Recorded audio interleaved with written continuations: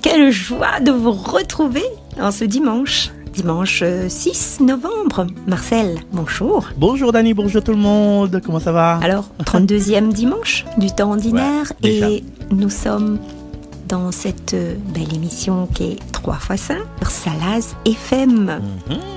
Eh bien alors, comment vas-tu Marcel? Et vous les amis derrière votre poste de radio, comment allez-vous? Je pense que les amis derrière le poste de radio, elle est toujours fidèle et moi, elle est en hyper bonne forme.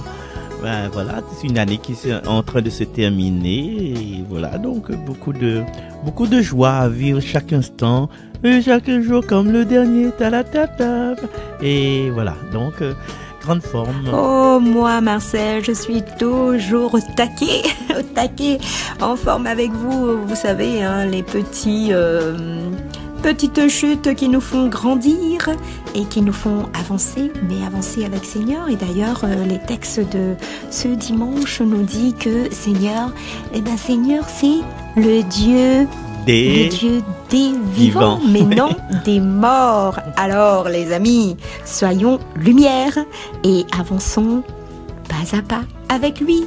Et Marcel, on écoute ce petit chant à l'Esprit Saint pour vraiment nous mettre en condition. Avec joie. Et écouter les méditations. À tout de suite, les amis. À tout de suite. Viens, Esprit Saint, descend sur nous. Comble-nous de ton amour. Que rayonne ta bonté.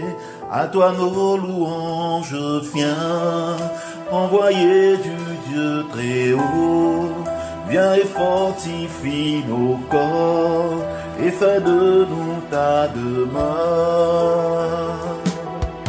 Viens et embrasse nos vies, viens briller dans nos nuits, toi le consolateur, à toi nos louanges, viens, esprit de vérité, viens purifier nos cœurs, viens nous renouveler, à toi nos louanges, viens, Esprit Saint descend sur nous, comble-nous de ton amour, que rayonne ta bonté, à toi nos louanges, viens, envoyé du Dieu très haut, viens et fortifie nos corps, et fais de nous ta demeure.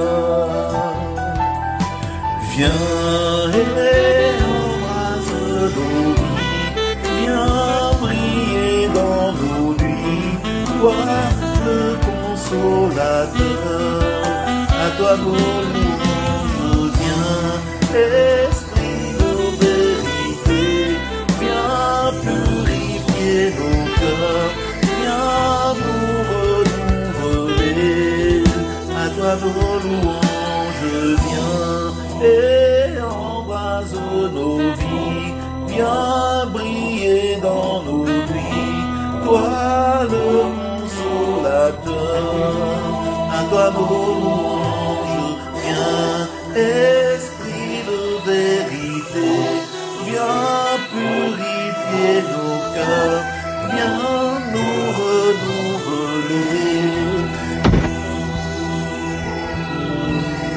Luciano Agon sur les ondes de Salaz FM dans votre émission 3x5.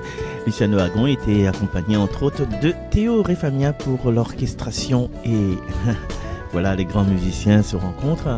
Et puis un autre grand musicien que lui aujourd'hui il a choisi pendant toute cette période de nous faire la lecture de l'évangile en créole. Ce n'est autre que Didier Hermet, Fabrice Didier Hermet qui va nous proposer son évangile en créole. Bonjour, comment il était? Oh, même. Adieu à toutes, comment il est?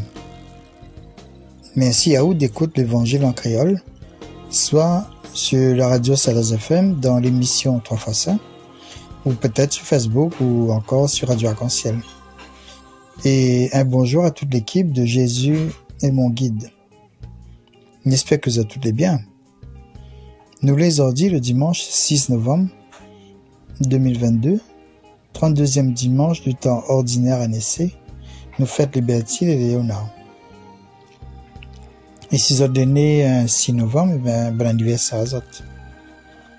Aujourd'hui, je propose l'évangile de Jésus-Christ, comment Saint Luc raconte à nous, chapitre 27, versets 34 à 38. Dans le temps-là, 2-3 Sadducéens, 7 que étaient prétend que n'avait point résurrection, l'arrivent à côté de Jésus et la pose à des questions. Jésus répond aux autres. Bons enfants d'un monde là où ça nous l'est, il prend pas madame avec Marie.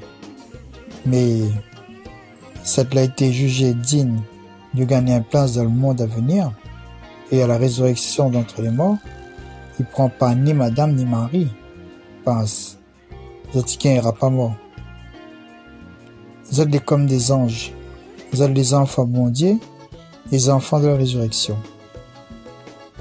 Que le bon mort il ressuscite.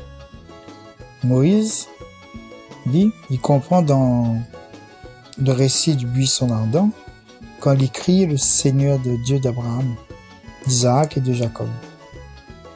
Il n'est pas bon Dieu le mort, mais bon Dieu bon vivant. Tout le monde y vit pour lui. Parole bon Dieu. Bon dimanche à vous et nous retrouvons. À bientôt. Fabrice Didier, merci pour cet évangile en créole. Et puis, nous retrouvons semaine prochaine. On peut rester là un petit peu souverain. Et là, nous écoutons la méditation de Dany par rapport à ce thème de mort, de résurrection. La vie et la mort.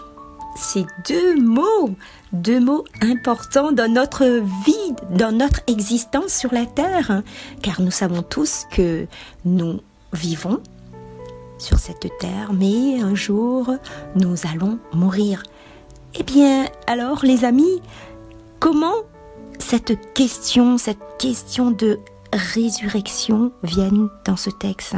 Nous pouvons voir que quelques Sadducéens qui soutiennent qu'il n'y a pas de résurrection va voir Jésus et va l'interroger sur cet homme et cette femme qui a pris plusieurs époux, qui n'a pas laissé d'héritiers. Les héritiers étaient très très importants pour eux car c'était de laisser une trace sur terre, de laisser la vie sur terre. Et là, ce n'était pas le cas. Et se trouvant dans une telle situation, cette question est posée à Jésus. Puisque, à la résurrection, cette femme-là, duquel d'entre eux sera-t-elle l'épouse, puisque les 7 l'ont eue pour épouse? Et par la suite, Jésus répondra à cette question. Eh bien les amis, nous sommes sur cette terre et nous voulons avoir femme et mari, mais également des enfants qui nous ressemblent. Avoir des petits êtres qui nous ressemblent, qui est de notre sang, que nous laissons sur cette terre, une trace de notre vie, notre passage sur cette terre. Et quand on regarde nos enfants, on se dit, on peut partir en toute tranquillité, puisque la relève, souvent on le dit, n'est-ce pas? La relève, elle est là. Ça veut dire que quand on part, on sait que il y a derrière nous une famille, une génération. Mais les amis, ce n'est pas qu'une question de famille. Pour Jésus, les morts ressuscitent.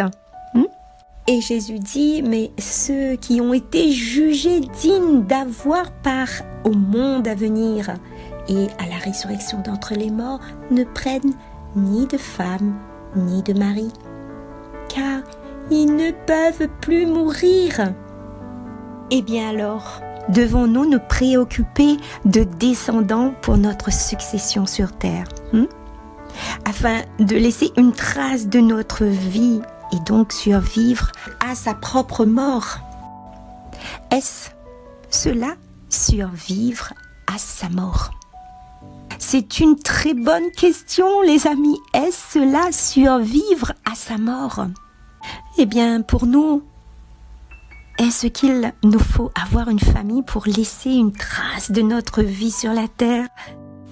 Les amis, si vous voulez laisser une trace sur la terre, il y a tellement à faire, tellement à donner, tellement à partager, tellement à découvrir. Et avec le Seigneur, tout est merveilleux.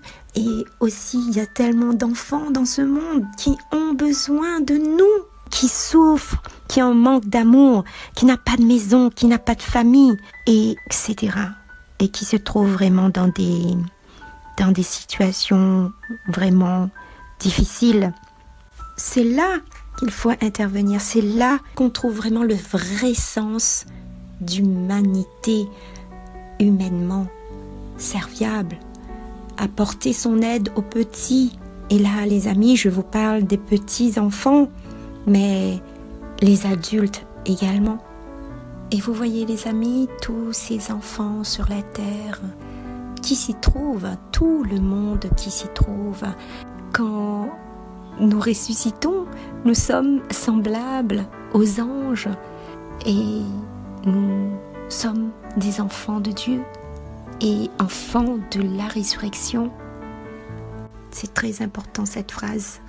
Nous sommes tous à devenir semblables aux anges et nous sommes des enfants de Dieu, enfants de la résurrection. Cette résurrection ne consiste pas à revenir à la vie que nous connaissons.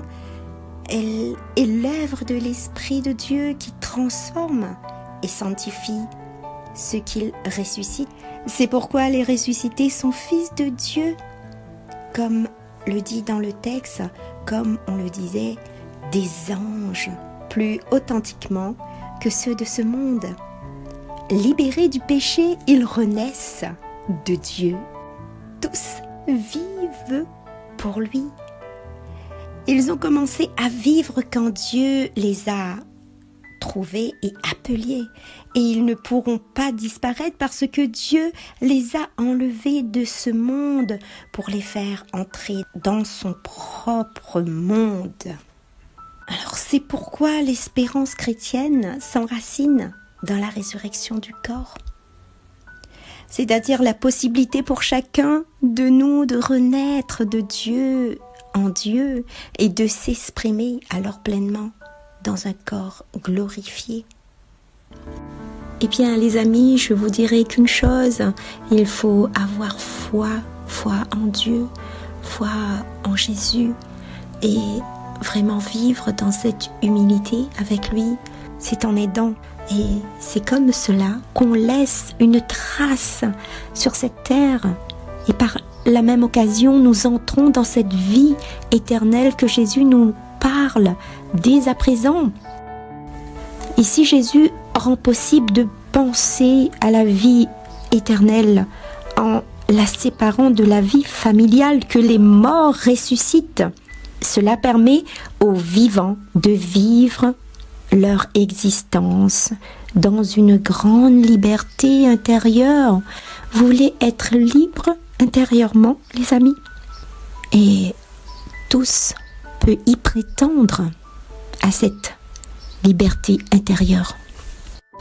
Alors que ces deux catégories, que ce soit le social ou la dimension d'éternité qui impulse toute vie, tous deux bien différents, deux catégories bien différentes.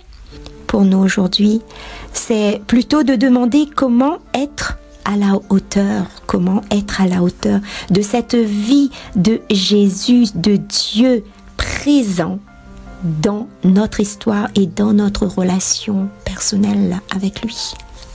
Alors Seigneur, il est le Dieu des vivants, mais non des morts. Alors nous pouvons dire cette petite prière. Dieu notre Père, toi le Dieu des vivants, tu veux pour nous le bonheur.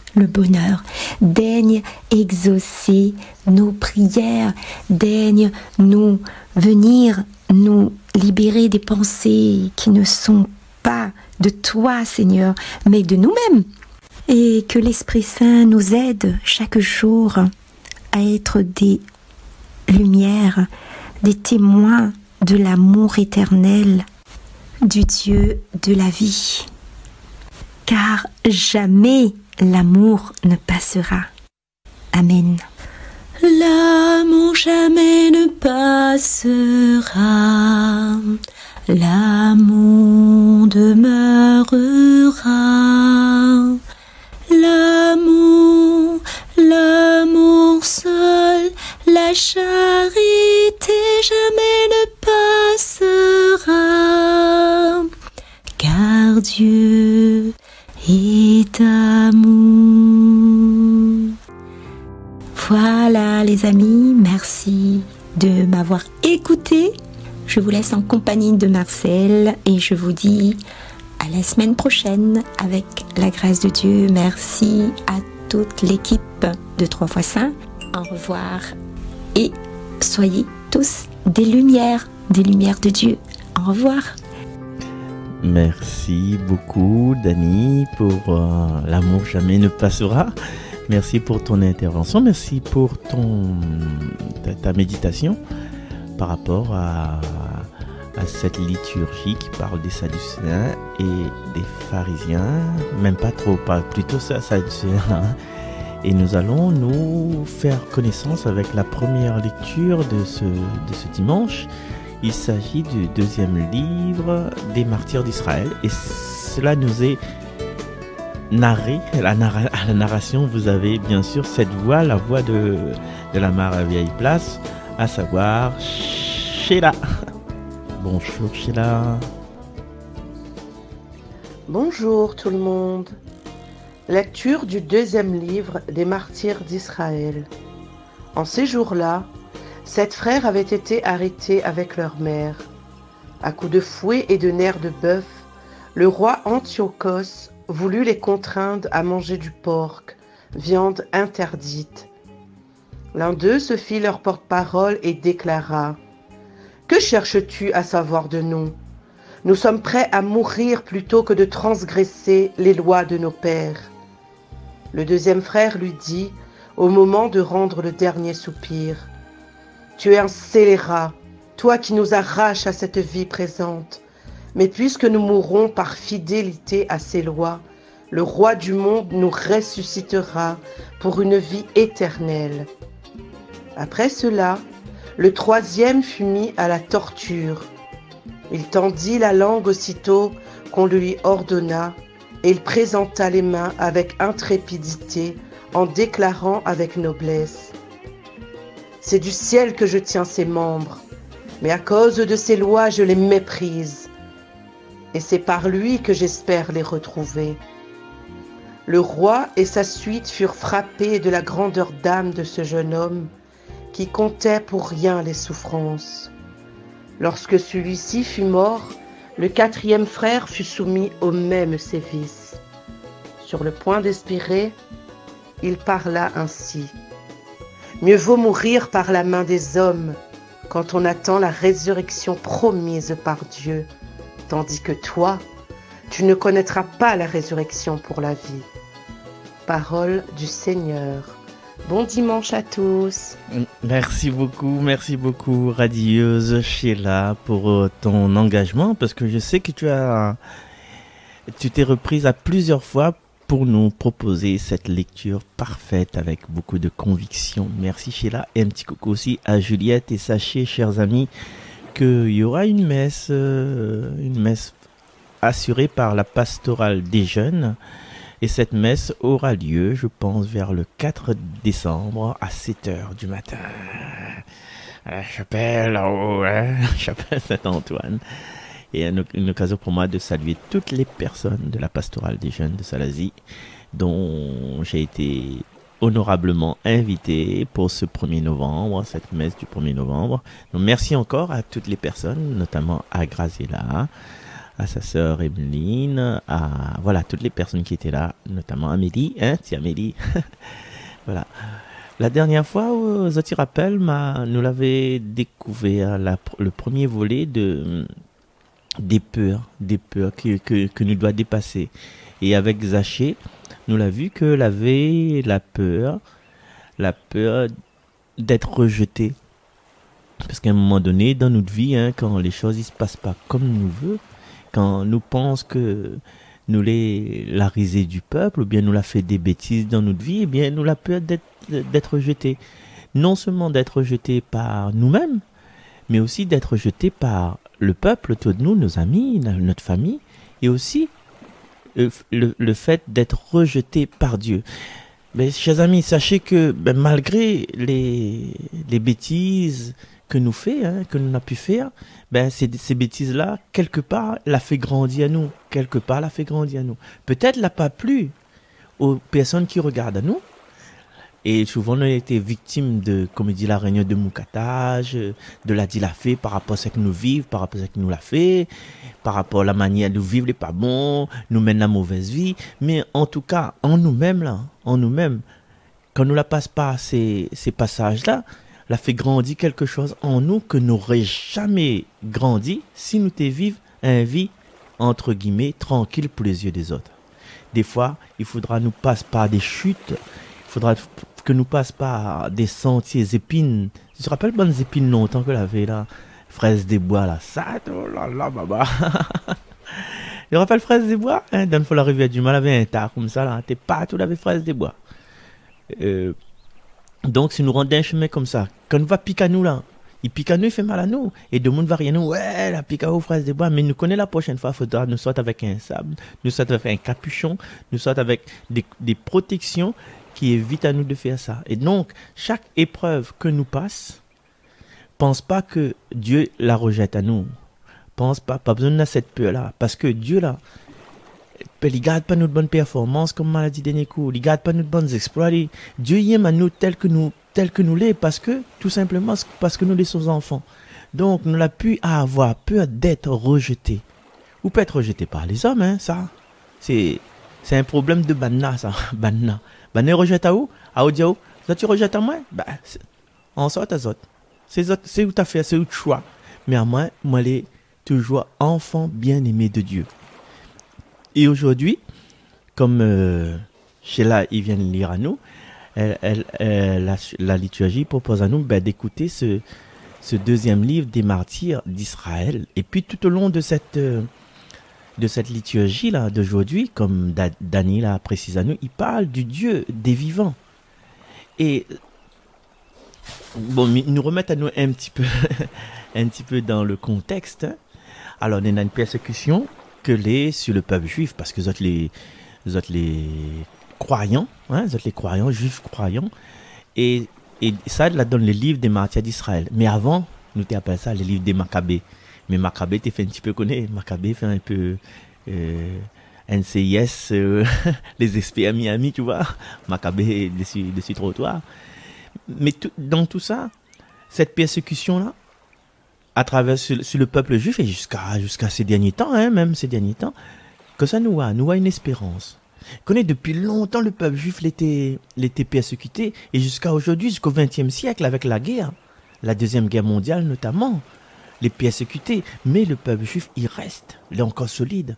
Et même pour l'Église catholique, depuis sa naissance jusqu'à aujourd'hui, malgré que nous ne partageons pas les méfaits de certains prêtres, certains religieux, certaines attitudes des évêques, malgré tout ça, il reste debout. Parce que dedans, à travers les églises catholiques, à travers les juifs, il y en a des personnes vraiment qui vaut la peine, des transmetteurs de respect, des transmetteurs de bonne conscience. Et puis voilà, c'est là-dedans que naît l'espérance.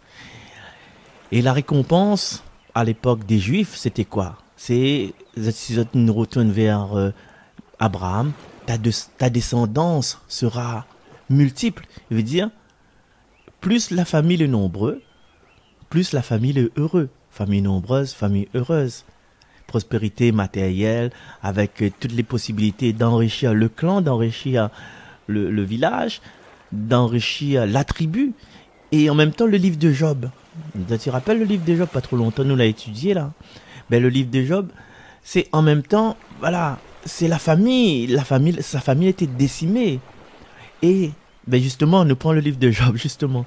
Et la famille était décimée, il a eu le malheur, les échecs, la maladie, la misère.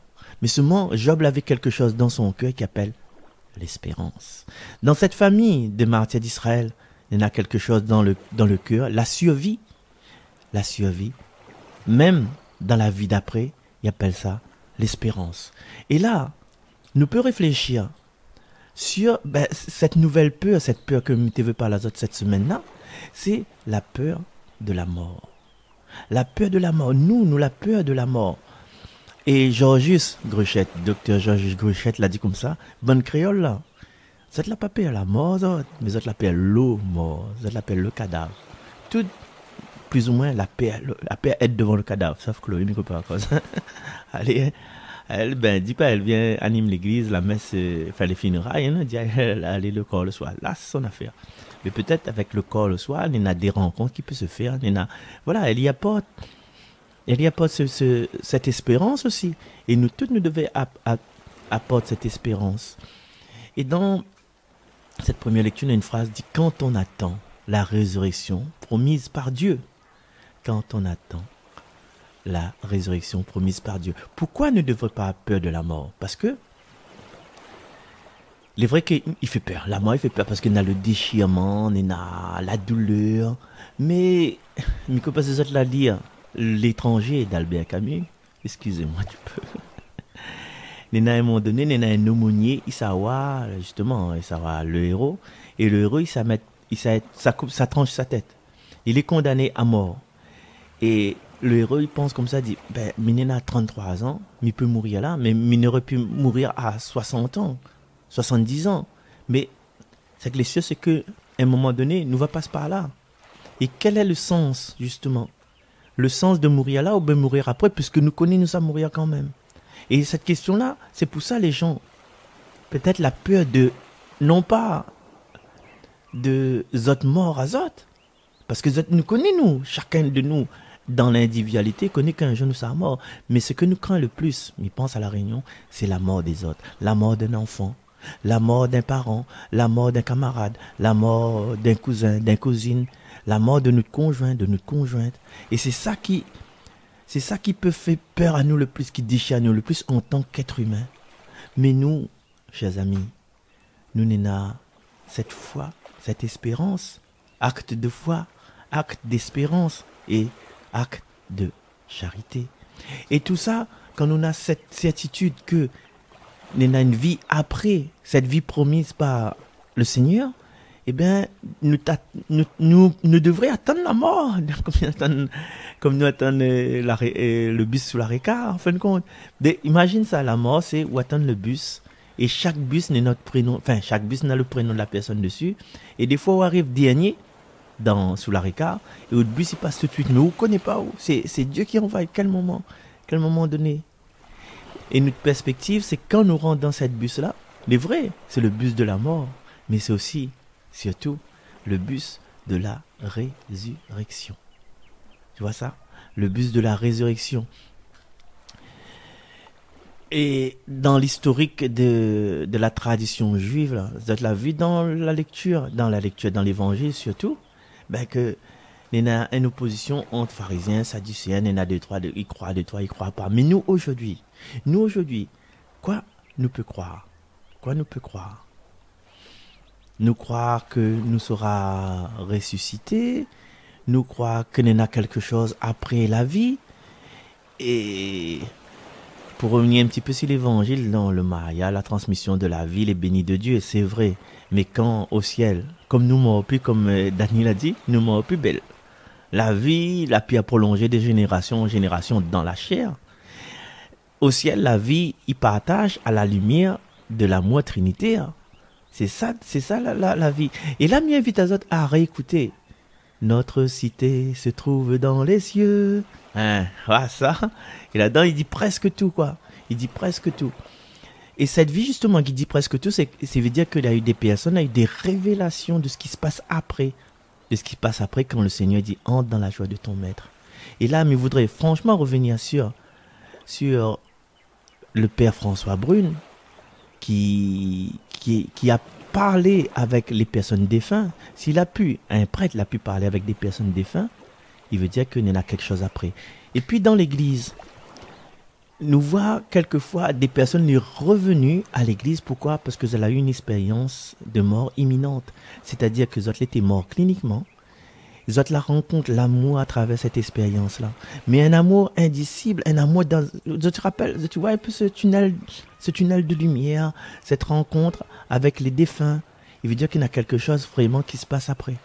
Et quand nous assistons des personnes en train de mourir, à un moment donné, la personne qui est en train de mourir dit « Eh, Bana, elle est là. Bana, c'est qui? Bana, c'est les défunts qui la traversent le rideau de la mort, qu'il est dans le royaume de Dieu. Et comme des sages-femmes spirituelles, ils aident la personne qui s'est mourir à passer le cap. Comme la sage-femme, ils aident le bébé à sortir du ventre de sa mère et à rentrer dans la vie. Donc, avec tout ça, chers amis, notre foi, il dit à nous, à travers les Écritures aussi, à travers ce entre dans la joie de ton maître, à travers ce que nous savons relire ces lectures d'aujourd'hui là, ben, il n'a pas besoin, cher de midi à 14h, nous, quand nous dit notre credo, je crois à la vie éternelle, à la résurrection des morts, à la résurrection de la chair, à la vie éternelle, il veut dire ce que ça veut dire. Il veut dire ce que ça veut dire. Et dans les témoignages, chers amis, dans les témoignages que nous pouvons avoir des personnes autour de nous, mais raconte juste un seul témoignage. Hein? Un seul témoignage, c'est une dame que Mathéa le nom, et qu'elle est partie par rapport à sa maladie. Maintenant, elle a ce progrès de réanimation qui est top et permet aux gens de revenir à la vie après traverser le rideau de la mort. Alors, elle a fait peut-être 3 expériences de mort imminente. Et sur une de ces expériences-là, elle raconte à moi qu'à un moment donné, elle était de l'autre côté. Elle a vu quelqu'un, mais ce n'était pas le premier, mais je pense que c'était le deuxième ou le troisième. Elle a vu quelqu'un, et ce quelqu'un, il avait quelque chose de familier, il a reconnu à elle, en ce garçon, ce beau jeune homme, je sais pas, 17, 18 ans, et il a prend ces enfants dans les bras, ce garçon, ce jeune homme dans les bras, comme si c'était de la famille, quoi. Et puis, quand elle a eu le processus de réanimation, etc., elle retourne elle était à sa maison, et elle demande à son maman et son papa, par exemple, il donne un prénom fictif, « Maman, c'est qui Bruno ?» Et la maman, il regarde le papa. Étonnamment, les deux, ils connaissent que c'est les Bruno, mais personne de la famille ne connaît pas que c'est les. Et du coup, elle a dit, comment on connaît ça? Après, il a dit, non, mal arrivé, voilà, il passe dessus. Il s'est pas dit que pendant son expérience de mort imminente, etc., il a dit, mal arrivé, et il avait un jeune homme, vers 17, 18 ans, qui ressemble à nous. Et il dit, moi, dis bonjour, mon maman ou de papa, de la part de Bruno. Ah ouais. Et Bana, les parents, la maman, la partie dans sa chambre, la prend le livret de famille et la montre à lui, Bruno.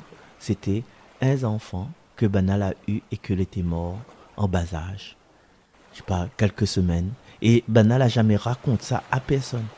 Il n'a jamais évoqué le prénom de Bruno dans la famille. Parce que je pense qu'elle était à peu près le 4e enfant, c'est-à-dire elle avait le premier enfant, le premier garçon.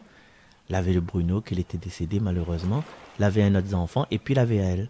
Donc, elle n'a pas connu ce Bruno-là, parce que Bruno il est mort avant. Elle n'a pas connu Bruno, elle n'a pas côtoyé Bruno de son vivant. Et voilà. Donc, c'est pour dire ce témoignage-là, que a été un témoignage de la Réunion, hein, on m'a pas vu ça dans un livre en Suisse.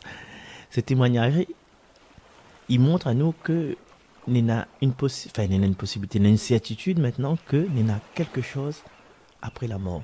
Et du coup, notre peur là, notre peur que nous avons légitime, nous la peur de mourir, mais c'est pas vraiment nous la peur de mourir, nous la peur de la souffrance. En tout cas, moi la peur, m'aime pas la souffrance, hein?